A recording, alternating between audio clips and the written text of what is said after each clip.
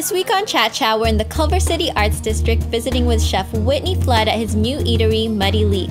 With an ever-changing menu of farm-to-table fare, Chef Whitney showcases his expertise of ingredients in simple and creative ways.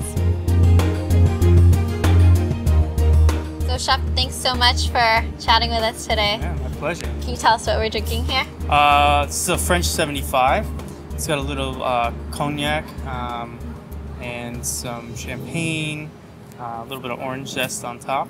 Very cool. And then this is the Oaxacan. It's my favorite. Smoky mezcal, finished with a little IPA, a little bit of grenadine. Really, really fun if you like smokiness. Kind of reminds me of Scotch, so that's why I like it. Nice. All right, cheers. Cheers. Delicious. Yeah. Sounds really good. Okay, can you talk about some of the beautiful food you prepared here for us? Of course. This is our dish, shrimp and grits.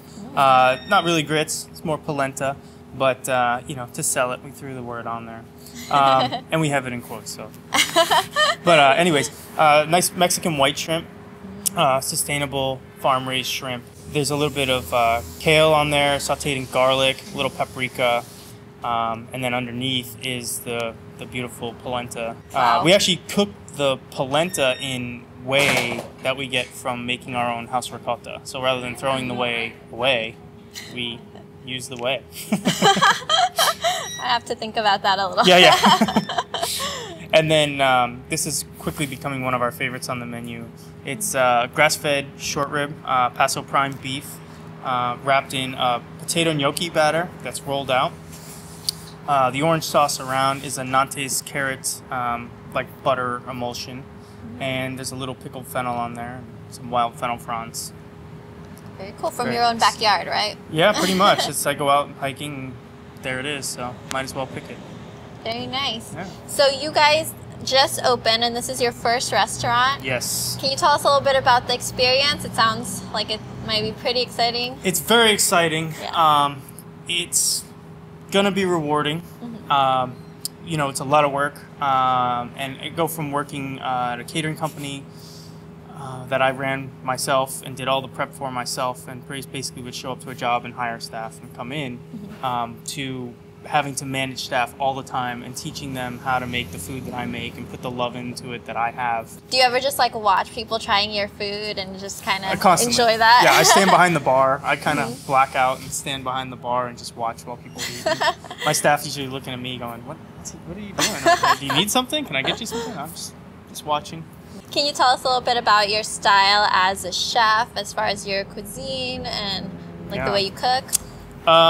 Well, like I said, I cook with love. So most of it comes from what I'm feeling inside.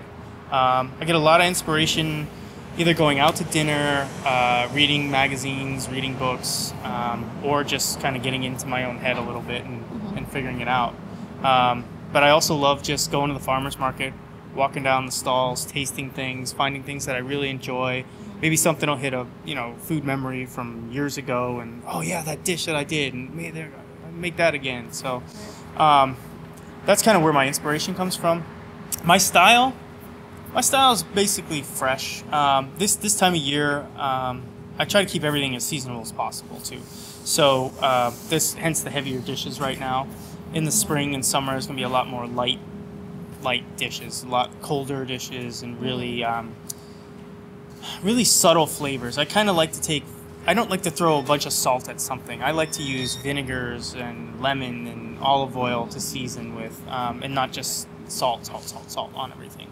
As well as like coriander and fennel, fresh cracked, not even toasted. It adds just this freshness and effervescence to the dish that's not normally there. So we're coming on spring. Yes. What ingredients are you most excited about? Okay, that's a great question.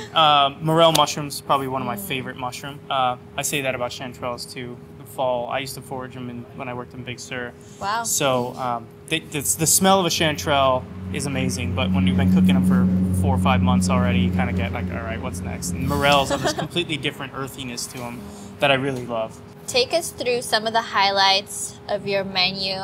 Get our mouths watering a little here. Okay. Well, it already is. Oh, good, nice. Well, these two dishes I think are some of the best on the menu too.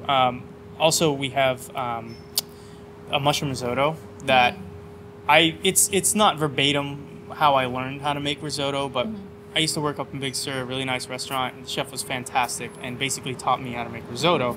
And I stole a lot of tools and techniques from him, and it's still the best risotto I've ever made. And people come in here and they're like, I don't even use a stock. I use water to make it and pick it up, a little bit of white wine, and that's it. It's just how you make it, and it's nice and creamy. It's got tons of flavor.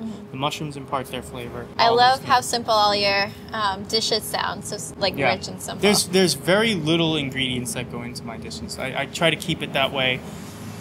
You know, it's easier for the staff for me to write a recipe or verbalize a recipe, and it doesn't muck things up. It doesn't. You don't put too many things in to make it taste like something. I've been hearing you say a lot of not wasting, using scraps and other meals. Can you talk to us a little bit about your philosophy of not wasting? Yeah, definitely. I don't like to waste anything. I hate throwing things in the trash. So we don't really throw any food in the trash. Even if it's, awful and gone bad and got lost in the refrigerator, we compost it. It's really near and dear to my heart. I've been composting now for about 10 years myself, out of the same compost bin, and it just turns itself over. I use it in my garden. When I pull that from the bottom of the bin and lay it around a tomato plant, I swear the next day the tomato plant's gone 4 inches. Wow. It really is. And with the meats, I get in whole, I'll get in whole chicken so I can make the stock. I can make sauces out of that. I got a hot wings dish on there using the wings, the breast using the breast, and the legs we'll either use for family meal or we'll braise up and we'll make a nice chicken taco with it. Our trash cans in the kitchen, both of our kitchens and downstairs, are never full after a full day, and I've never worked in a kitchen like that. So after you settle down a little bit, what can we expect from you? Are you looking to open more restaurants, maybe do some pop-ups, a cookbook? Oh, wow. That's a good question. I can't even think about opening another restaurant right now. This happened so fast for us. We saw the place, and a month later had the keys in our hands, and a month after that we were open. So it's still kind of coming in and trying to hit me and getting everybody trained in there. Yeah. Other than that, we're going to start doing some really fun dinners. I think at the end of the month, we're going to try to do a beer dinner where we do a nice beer tasting, and I do a little home brew, so we'll try to throw a little bit of that in there as well, and just match it all up with the food. Well, thanks so much for a great interview. Thank you. Cheers. Cheers. Thank you. Thank you. All right.